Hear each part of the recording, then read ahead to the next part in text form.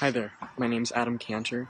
I'm 20 years old, I'm from New Jersey in the United States, and I just wanted to talk a little bit about why Gilbert and Sullivan is so special to me. My name is Elizabeth, and I love Gilbert and Sullivan. Hi, my name is Tara. And I'm Robert. And we're young Gilbert and Sullivan performers from Toronto, Ontario, Canada. Hi, I'm Alice Giblin and I'm from Cottingham, which is in East Yorkshire. I perform with the Hull Savoyards Amateur Operatic Society. My journey with Gilbert and Sullivan started a decade and a half ago. It's been a very stilted journey. Hi, I'm Liddy. There is so much that I love about GNS. Hello, my name's Rachel and I've been performing GNS for 10 years. Hello, my name is Felix, I am 19 years old, and I'm here to talk about Gilbert and Sullivan. I've pretty much always been involved in some way with Gilbert and Sullivan. My father is a pretty big patter singer over here. My earliest memory, or one of my earliest memories rather, is actually of me conducting the overture to HMS Pinafore in my living room on a stool. I kind of came into GNS from a more musical angle. I'd been in a few choirs and I was keen to try something new. And GNS was like a really great introduction to theatre for me. I started doing GNS when I was 14 with local societies in Derbyshire where I grew up, and I'm now the president of the Newcastle University Gilbert and Sullivan Society. So I kind of fell into Gilbert and Sullivan by accident. I joined a non-audition choir when I started university, and they did a big Gilbert and Sullivan show at the end of every season. So I was in the chorus for a couple of those shows, and I thought it was pretty cool.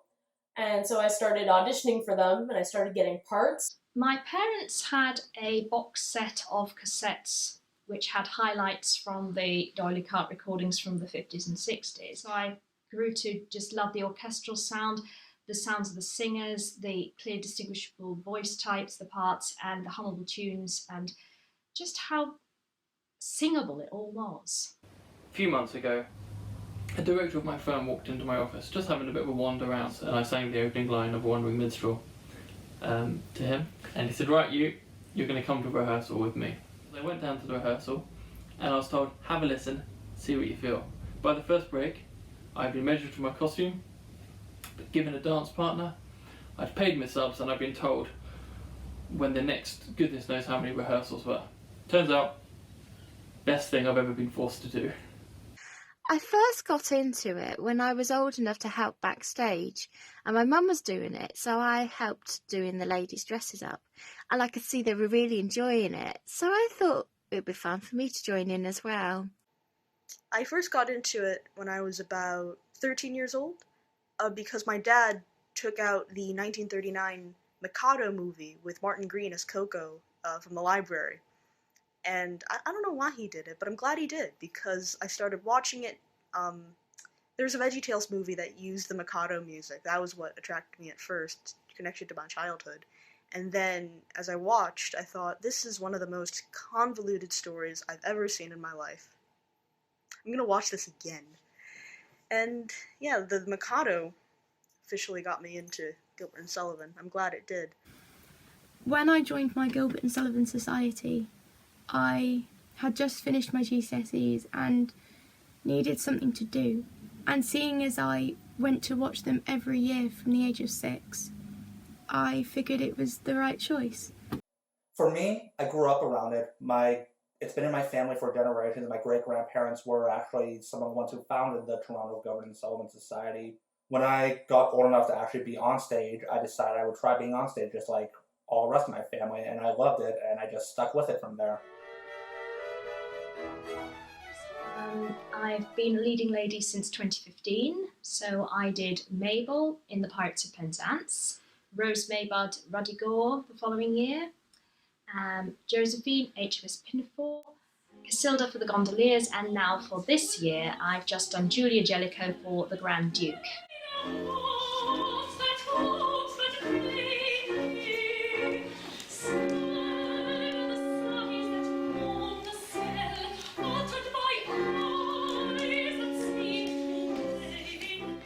The first time I was in a production of Gilbert and Sullivan, I believe I was 8 years old, and I was in a local production of The Pirates of Penzance. I wasn't a character, I was just in the pirate ensemble. It was just one of the most enjoyable experiences of my entire life. Recently, in the past year, I've done Strephon and Iolanthe, I've done Sir Joseph, I've done The Learned Judge, I've done Sir Despard. So I played Francesco in The Gondoliers, I played Little Buttercup in HMS Pinafore, and I played the Lady Jane in Patience. And then once I graduated from university, I was still interested in doing shows, so I sought out groups that were doing similar shows.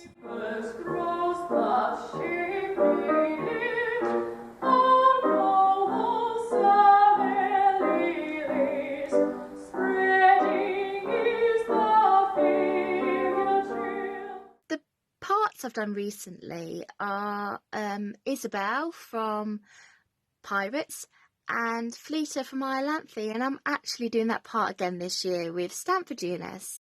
I performed Gilbert and Sullivan exactly twice.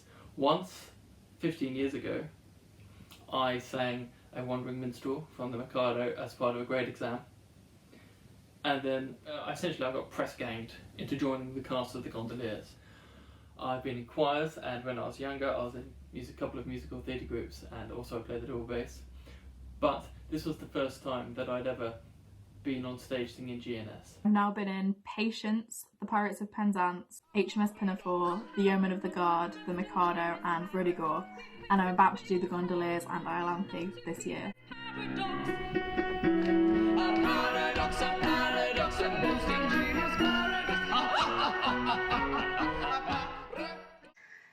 Unfortunately, being in America, Gilbert and Sullivan isn't as popular as I'd like, and there aren't many amateur Gilbert and Sullivan troupes to join. So I never thought I would be in a production of Gilbert and Sullivan, ever. And then I studied abroad in Manchester just this past semester, and I joined MUGS, the Manchester University Gilbert and Sullivan Society, and I got to be in HMS Pinafore. And it was a dream come true. I think there's something really rewarding about being on stage with a group of people who have had experience in life, because they can teach you so many things while performing. I really enjoy being on stage with this group of lovely people I found at Stanford. They have helped me become more social. They've helped me talk to people that aren't in my generation, which for people my age isn't something that happens very often. First of all, it's a big sense of community. So many of my friends now I met on stage in Gilbert and Sullivan, and hey, maybe, I'm not saying it's going to happen, but maybe you might find some love there one of these days. It's an enormous sense of fun, not just in the audience, but also on the stage, because the people there are doing it because they absolutely love doing it. I met some of the best people I ever knew there. There was just something about doing Gilbert and Sullivan together. Even the people who didn't join the group to do Gilbert and Sullivan, they just wanted to do musical theatre. We all still had so much fun. I love the wit of it. I love how funny it is. I love the music and the harmonies, and I love that it's got all the drama of opera without being really inaccessible. There's just so much, first of all, to love about the music of Arthur Sullivan. It's incredibly nuanced in a way that so much other music, even from the time period, is not. There's a kind of melancholy to all of his music that I really identify with, and I like to think of it as the melancholy of he's not really doing the work he wants to be doing, but it still brings so much joy to so many people. How can you not be overjoyed when you hear the March of the Peers in Iolanthe? It's just, so triumphant and fun. There's simply nothing like saying those words and singing that music, which is, brings me to the words of William Gilbert. I can never get over how clever this man was. You might think that when you're doing the traditional show, the stuff that's in it is really old and outdated and no one's going to understand anything. And that's not true, because a lot of the stuff that's in Gilbert and Sullivan's plots still is like really timeless and translates really well. Even the humor tends to translate well. You can still have the same plot with the same characters and still doing the same stuff, but it's very easy to just translate it to another time. The audience might be able to connect with more, or maybe the audience might be able to see differently.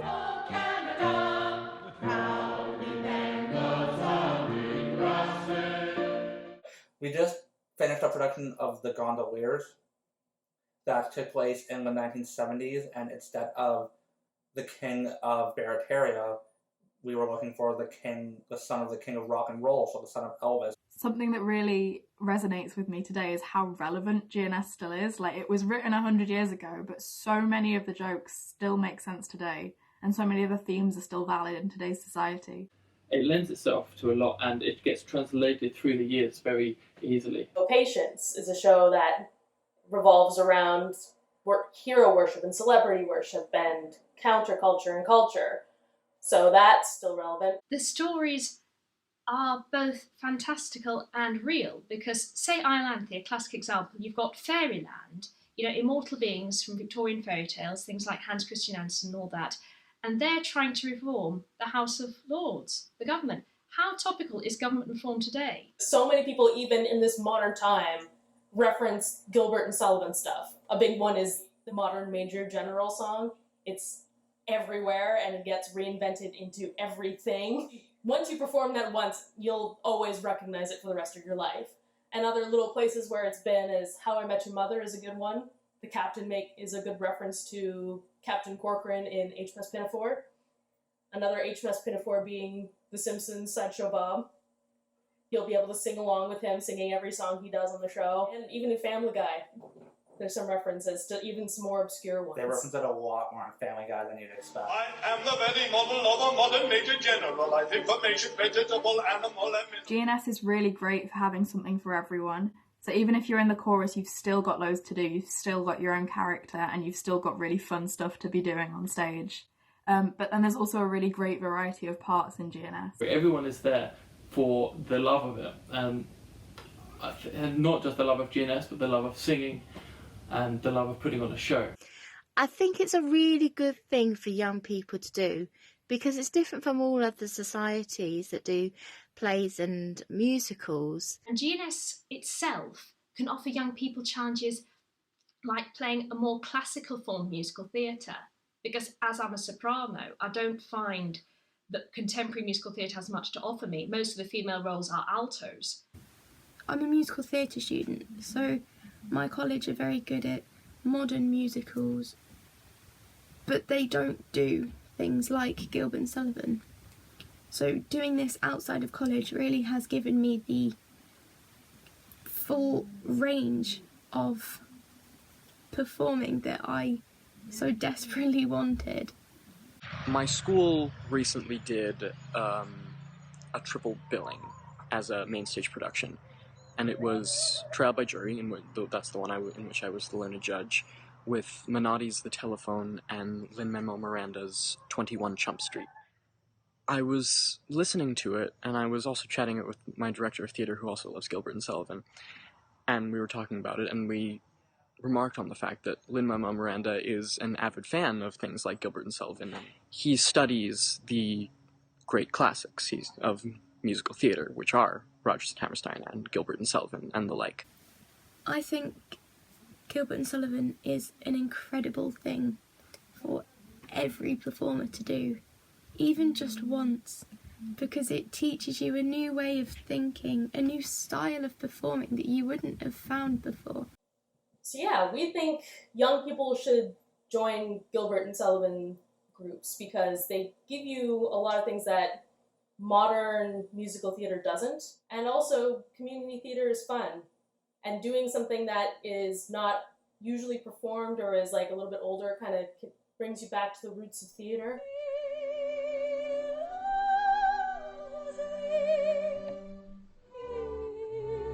Gilbert and Sullivan was a really important part in the history of theater and the transition from the heavy grand opera, which was the main theater entertainment in the time period before it, and transitioning into more modern musical theater that has come since. It was kind of that point where it started to popularize dialogue in theater. They weren't the first, but they were some of the first popular. They were some of the first popular shows that were in English as opposed to German or in Italian. We don't get to where we are musically in America or elsewhere without Gilbert and Sullivan, without Cole Porter and Irving Berlin, without Rodgers and Hammerstein. We don't get Hamilton. We don't get Hadestown, or whatever the musical is right now that everyone's talking about. All these things really go back to W.S. Gilbert and Arthur Sullivan. There's no getting around that. And I think thinking about our history like that, it's just so fascinating to me. And when you're in a production of Gilbert and Sullivan, you feel that history like nothing else. And I think that's incredible and beautiful, and at its core, that's why I love to do it. If you're out there and you're young and you're wondering if Gilbert and Sullivan could be a good thing to be in, just give it a try. You can meet some of the best friends in your life. And it's super fun.